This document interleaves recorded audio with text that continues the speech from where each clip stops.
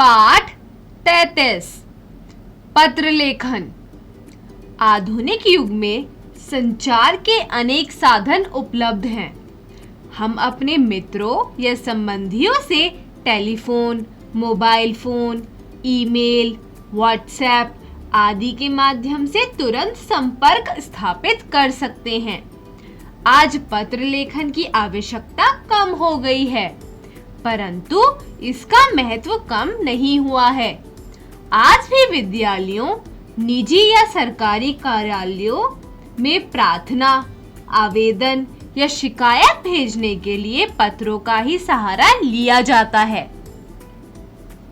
पत्रों के प्रकार। पत्र दो प्रकार के होते हैं। पहला औपचारिक पत्र, दूसरा अनौपचारिक पत्र। औपचारिक पत्र विद्यालय के प्रधानाचार्य, निजी या सरकारी कार्यालय के अधिकारी आदि को लिखे गए पत्र औपचारिक पत्र कहलाते हैं। अनौपचारिक पत्र अपने मित्रों, संबंधियों आदि को लिखे गए पत्र अनौपचारिक पत्र कहलाते हैं। पत्र लिखते समय निम्नलिखित बातों का ध्यान रखना चाहिए। पत्र सरल एवं स्पष्ट भाषा में लिखना चाहिए। पत्र में उचित स्थान पर प्रेषक का नाम, पाने वाले का नाम, पाने वाले का नाम, दिनांक, पता आदि लिखना चाहिए। पत्र में अनावश्यक रूप से काट छाट नहीं करना चाहिए। औपचारिक पत्रों में अनावश्यक बातों का उल्लेख नहीं करना चाहिए। अनौपचारिक पत्रों में उचित स्थान पर संबोधन, अभिवादन आदि लिखना चाहिए। औपचारिक पत्र के कुछ उदाहरण। पहला, 2 दिन के अवकाश हेतु प्रधानाचार्य को प्रार्थना पत्र। परीक्षा भवन, पटना, प्रधानाचार्य महोदय, अबस स्कूल, राजेंद्र नगर, पटना। विषय, अवकाश के लिए प्रार्थना पत्र। माननीय महोदय, निवेदन यह है कि मुझे कल रात्रि से ज्वर आ रहा है। डॉक्टर ने मुझे 2 दिन तक विश्राम करने की सलाह दी है, अतः मैं विद्यालय आने में असमर्थ हूँ। आपसे विनम्र प्रार्थना है कि मुझे 26 अक्टूबर से 27 अक्टूबर तक 2 दिन का अवकाश प्रदान करें। आपकी अति कृपा होगी। भवदीय क ख ग कक्षा 7वीं अ। दिनांक। दूसरा, विद्यालय परिवर्तन हेतु प्रमाण पत्र लेने के लिए प्रार्थना पत्र। प्रधानाचार्य महोदया, लोरेटो पब्लिक स्कूल, चेन्नई। विषय, विद्यालय प्रमाण पत्र लेने हेतु प्रार्थना पत्र।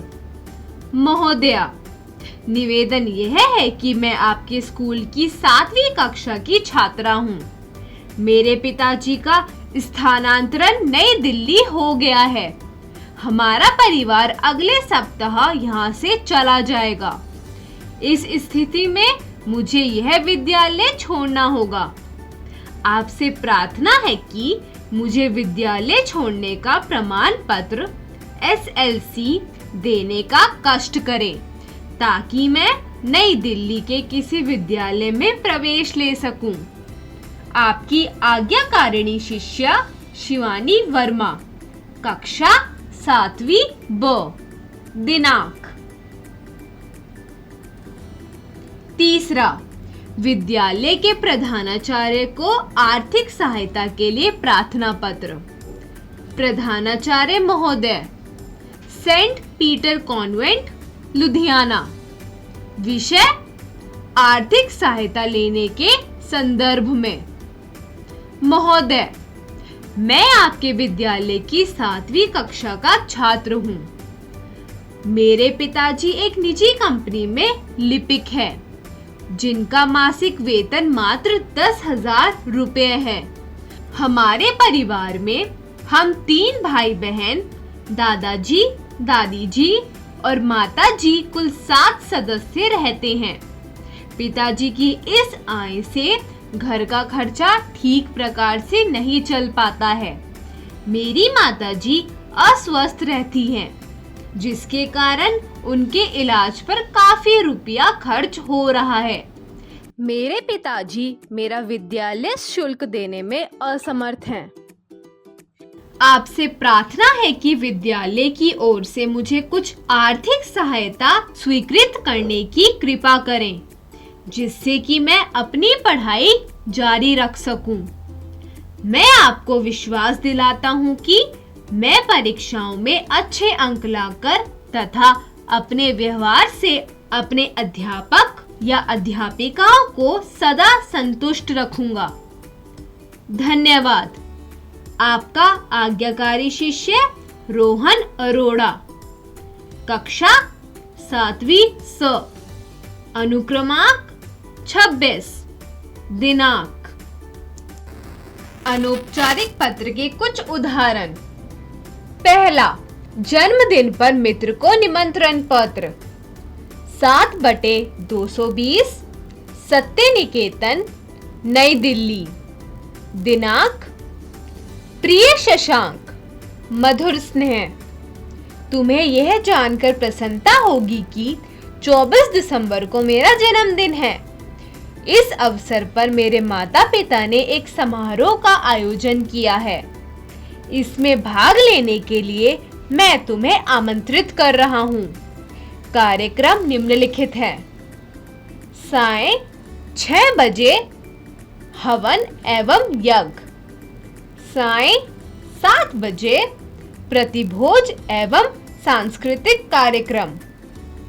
इस अवसर पर मैंने अपने सभी मित्रों को आमंत्रित किया है। मुझे विश्वास है कि तुम भी समय से पूर्व आ जाओगे।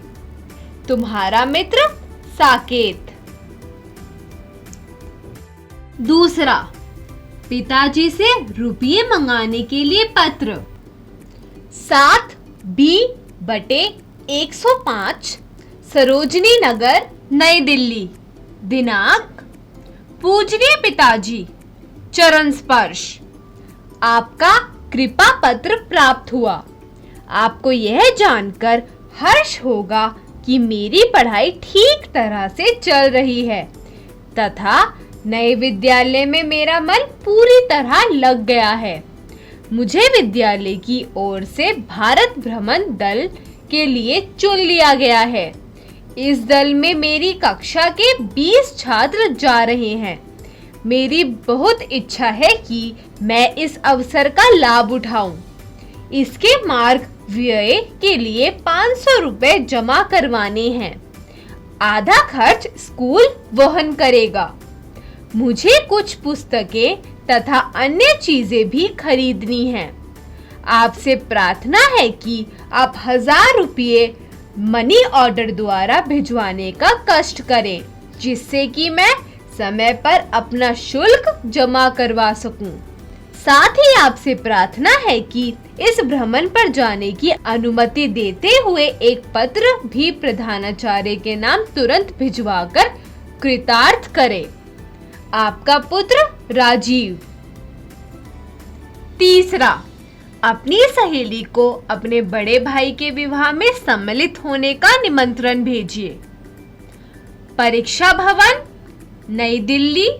दिनांक। प्रिय प्रांजल, मधुर स्मृति, तुम्हें यह जानकर हार्दिक प्रसन्नता होगी कि ईश्वर की असीम अनुकंपा से मेरे बड़े भाई दिलीप का शुभ विवाह मुंबई निवासी विनोद शर्मा की सुपुत्री तान्या से दिनांक 15 अप्रैल को होना निश्चित हुआ है। हम सभी बारात लेकर 14 अप्रैल को यहाँ से रवाना होंगे। इस अवसर पर मैं और मेरा परिवार तुम्हें सपरिवार सादर आमंत्रित करता है। मुझे पूरा विश्वास है कि तुम मुझे निराश नहीं करोगी। पत्र के साथ औपचारिक निमंत्रण पत्र भी भेज रही हूँ। तुम मेरे यहाँ 13 अप्रैल की शाम को ही पहुँच जाना। मैं तुम्हारा इंतजार करूंगी। बिना तुम्हारे मुझे सब कुछ फीका लगेगा। भैया ने भी तुम्हें आने के लिए विशेष आग्रह किया है। हम सभी तुम्हारा इंतजार करेंगे। तुम्हारी सहेली वंशिका।